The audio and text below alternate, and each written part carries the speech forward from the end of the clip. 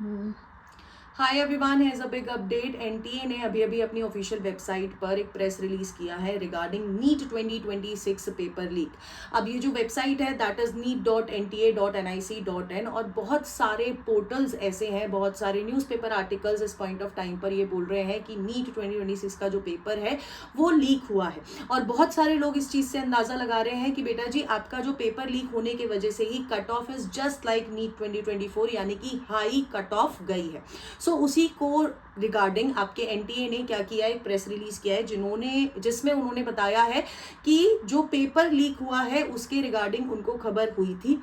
अब ये खबर कब मिली थी, किसके द्वारा मिली थी, ये सारी चीजें मैं आपको बता देती हूँ। तो आर्टिकल में बहुत क्लियरली लिखा हुआ है कि राजस्थान स्पेशल ऑपरेशन ग्रुप है जिसके थ्रू उनको ये नोटिस में आया था कि on 7th of May, 3rd मे को आपका पेपर था नीट 2026 का, और 7th ऑफ मे को उन लोगों को ये खबर पहुंचाई गई थी कि कुछ जगह पर ऐसा हुआ है कि पेपर लीक होने की संभावना है।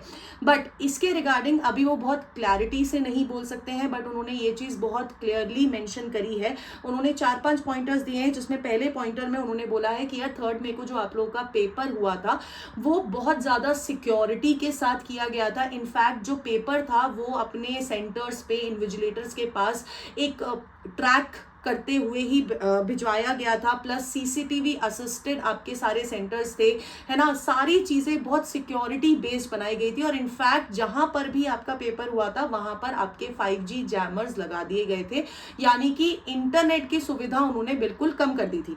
अब उसके रिगार्डिंग उन्होंने बोला है कि 7th मे को इनके पास इंफॉर्मेशन आई थी एग्जामिनेशन के 4 दिन बाद, और 8 मे को उन्होंने जो भी अथॉरिटी जिसने भी उनको ये चीज बताया कि यार पेपर लीक हुए हैं, तो उनके साथ उन्होंने पूरा कॉपरेट किया है, चाहे वो एग्जामिनेशन से रिलेटेड डेटा देना हो, चाहे टेक सपोर्ट देना हो, यानी कि पूरी वो कोशिश कर रहे हैं कि अगर ऐसा हुआ है तो वो चीज सामने आए, है ना। जैसे अगर 2024 की मैं बात करती हूँ, उस समय एनटीए ने इतना सामने आके चीजें नहीं क्लैरिफाई करी थी, बट इस साल वो पूरी तरह से क्लैरिफाई कर रहा है और इन सारी, अगर ऐसा हुआ है तो उस चीज को सपोर्ट कर रहा है कि यार अगर ऐसा हुआ है तो हम भी तुम्हारे साथ हैं।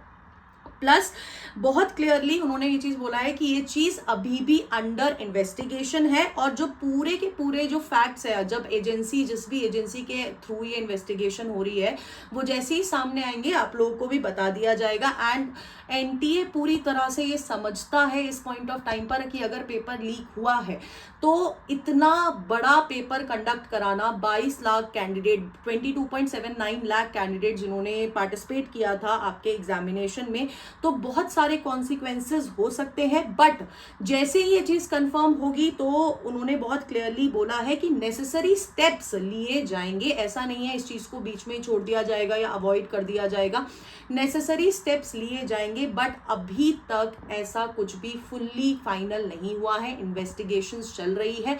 एंड जहां तक कट ऑफ का बात है बेटा जी, मैं आपको बहुत क्लियरली बता रही हूँ, इस साल का जो पेपर आया था वो काफी ज्यादा ईजी आया था, है ना। कंपैरेटिवली टू 2025 पेपर इजी आया था। बहुत सारे बच्चों का फिजिक्स का पेपर छूटा है क्योंकि बायो लेंदी थी, बायो करने में टाइम लग गया, लेकिन अगर मैं ओवरऑल देखूं पेपर वाज इजी।